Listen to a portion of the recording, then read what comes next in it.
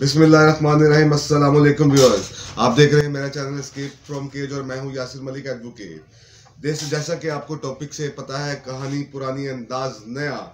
आगे हमने कहा कि आखिर हालात के बदलने से नताइज पर क्या फ़र्क पड़ सकता है। दूसरी बात, प्यासा कवा कहानी जो कि हम बचपन से पढ़ते आए हैं, आखिर उसके अंदर ऐसी क्या कमी है जो रह गई है। ये सब कुछ जानने के लिए आपको मेरी वीडियो एंड तक देखनी पड़ेगी। लेकिन आगे चलने से पहले काइंडली मेरे चैनल को सब्सक्राइब करें और घंटी के बटन को दबा दें ताकि मेरी आने वाली तमाम वीडियोस आपको मिलती रहें। अब अगर हम बात करें प्यासा कवा की कहानी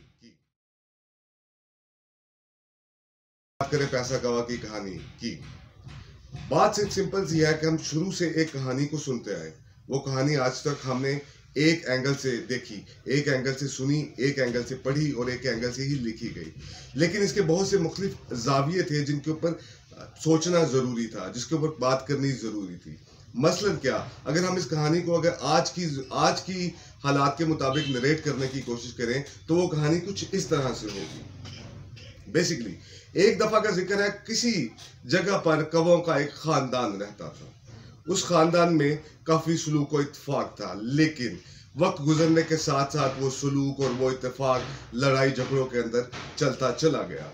लेकिन उनमें से एक कव्वे ने अपनी सोची कि वो इस खानदान को छोड़कर डिफरेंट सतहों पर चला जाए। आखिर कुछ गुजरने के बाद खानदान की छांव से, खानदान के साए से जब दूर होकर अकेले जिंदगी गुजारनी पड़ी तो वक्त के रहमो करम पे खुद को महसूस किया। ना कुछ खाने को, ना कुछ पीने को। कई दिन गुजरते गए लेकिन कुछ खाने पीने को ना मिला।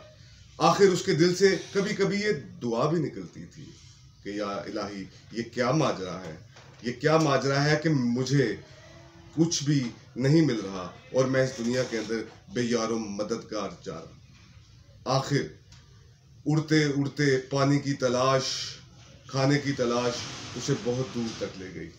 खाने से तो चलो किसी वक्त में कोई फर्क पड़ सकता था, लेकिन प्यास का क्या किया जाए। प्यास के लिए पीने को एक बूंद पानी मुयस्सर ना थी।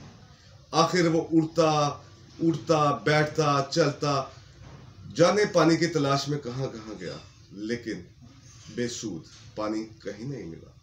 आखिर जिंदगी और मौत के दरमियान फैसला करने का फर्क आ पहुंचा। बात फर्क की थी। फर्क क्या था?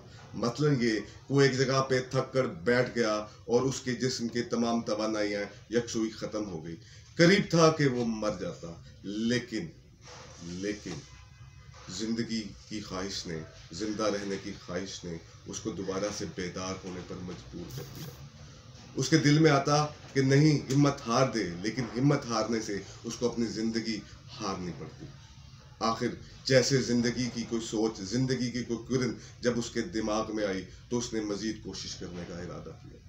जब उसने इरादा किया तो उस तमाम इरादों के साथ उसने अपने जिस्म के अंदर की पूरी तवानाइयों को भरपूर लाते हुए दोबारा उड़ने की कोशिश की और उड़ा।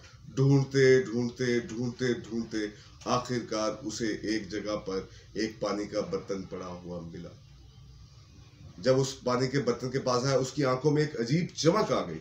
उसकी खुशी दीदनी थी, लेकिन ये कुछ लम्हों की साबित हुई। जब उस पानी के बर्तन के पास आया, तो देखा कि पानी का लेवल इतना लो है कि उसकी चोंच उस पानी तक पहुंच ही नहीं पा रही। फिर उन उम्मीदों के अंदर फिर मायूसियां सामने आती गई। फिर सोचा कि मेरा कुछ नहीं हो सकता, मुझे मर जाना चाहिए। लेकिन जिंदगी जीने की ख्वाहिश ने उसको मजीद कुछ करने पे मजबूर किया। आखिर सोचते सोचते जब उसने अपने चारों इतराफ में नजर दौड़ाई तो उसमें देखा गया कि उसे चंद कंकर नजर आए। उसने सोचा कि आखिर मैं इन कंकरों के साथ इस पानी को कैसे पी सकता हूँ। ये सोचते सोचते उसने वो कंकर उठाए, एक एक करके पानी के पोत में डालना शुरू कर दिए। शायद ही उस वक्त उसको ये समझ नहीं थी कि इस कंकर को डालने से क्या वो अपना मतलूबा रिजल्ट हासिल कर लेगा, लेकिन उसने फिर भी कोशिश की।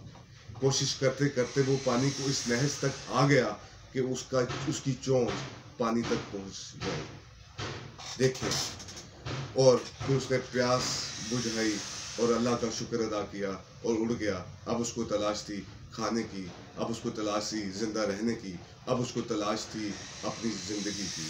क्योंकि एक बार मौत का सामना करने के बाद वो दोबारा उसका सामना नहीं करना चाहते। यहाँ पे कहानी तो इख्तिताम पजीर हो जाती है, लेकिन इसके मॉरल्स क्या है, इसका इखलाकी सबक क्या है जो इसके मॉरल्स क्या है, इसका इखलाकी सबक क्या है जो सिमर। हमने सिर्फ जिंदगी बचपन से लेकर अब तक हमने इखलाकी सबक देखा, कोशिश कोशिश और सिर्फ कोशिश सर। लेकिन जब आपकी मेरी ज़िंदगी किसी ख़तरे के अंदर आती है या हमारे तमाम हालात नामुनासिब हो जाते हैं, तो तब तो हम भागते हैं, तब हम अंत तक कोशिश करते हैं, तब हम नामुमकिन को भी मुमकिन कर लेते हैं। लेकिन जब हालात हमारे नॉर्मलाइज होते हैं, स्टेबलाइज होते हैं, फिर हमें इस चीज़ में से किसी चीज़ की कोई फिक्र नहीं होती। हम किसी चीज़ के बारे में जानना नहीं चाहते, हम किसी चीज़ को और ज़्यादा करना नहीं चाहते, यानी कि तब हम कोशिश नहीं करते एज अ नेशन। क्योंकि मैंने अपने जो इंट्रोडक्शन था उसके अंदर ये बताया था कि हम वो चीज़ें बताने की कोशिश करेंगे जो कि हमारी सोसाइटी के अंदर नहीं है, जिसकी वजह से हमारी सोसाइटी हमेशा ज़वाल तब्दीली का शिकार होगी। हम में से हर एक बंदे ने अपने आप को हालात की रो में बहने पर छोड़ दिया। क्या ये काफ़ी है हमारे लिए? क्या हम में से बिल गेट्स, हम में से न्यूटन, हम में से आइंस्टाइन पैदा नहीं हो सकते? ये एक छोटी सी कहानी थी, एक कौवा था, एक इमेजिनरी कैरेक्टर था। लेकिन सोचिए कि आखिर हम अपने आप पर वो वक्त और वो हालात लेके क्यों आते हैं कि जहाँ पे हमें भागना पड़े। अल्लाह की तरफ से हालात आ भी जाते हैं, हालात बदल भी जाते हैं, हालात के रुख बदल भी जाते हैं, लेकिन हमने अपनी प्रिपरेशंस पहले क्यों नहीं करके रखी? कोशिश कोशिश और कोशिश हम सिर्फ उस वक्त ही क्यों करते हैं जब तमाम रास्ते बंद हो जाते हैं, जब तमाम दरवाजे बंद हो जाते हैं। हालात जब बदलते हैं तो कहानी पे ज़रूर असरअंदाज होते हैं, हालात जब बदलते हैं तो नतीजे बदल जाया करते हैं। लेकिन अगर हालात ही ना बदलें, अगर हम उन हालात के साथ कंप्रोमाइज़ करना शुरू कर दें और एक मुर्दा सी ज़िंदगी जीते चले जाएं, तो आखिर हमारा उस ज़िंदगी में क्या होगा? ये कुछ इखलाकी इसबात थे जो बताने मजलूम थे। कहानी वही है, अंदाज नया है। बात यह है कि मौत जब सामने खड़ी होगी तब तो हम दुश्मन से लड़ने के लिए तैयार भी होंगे, लेकिन जब हमारी ज़िंदगी सहल होगी, आसान होगी, लेकिन हम तब लड़ने के लिए तैयार नहीं होंगे। अक़वाम आलम को देखा जाए, आज मुसलमानों को हर जगह पे जंग हसाई का सामना है। हमने कभी ये सोचा है कि वो जंग हसाई का सामना हमें क्यों करना पड़ता है? वो इस वजह से करना पड़ता है क्योंकि हमने अपने आप को हालात की रो में बहा दिया है, हालात की रो में बहते चले जा रहे हैं। हमने नहीं सोचा कि हाँ, इससे पहले कि हमारे पे मुश्किलात आए, हम कोशिश अभी से स्टार्ट कर दें। जब पड़ेगी सर पर फिर तो हम करेंगे। इसके साथ ही इजाज़त दीजिए, अगली वीडियो में फिर मिलेंगे। अल्लाह हाफिज़।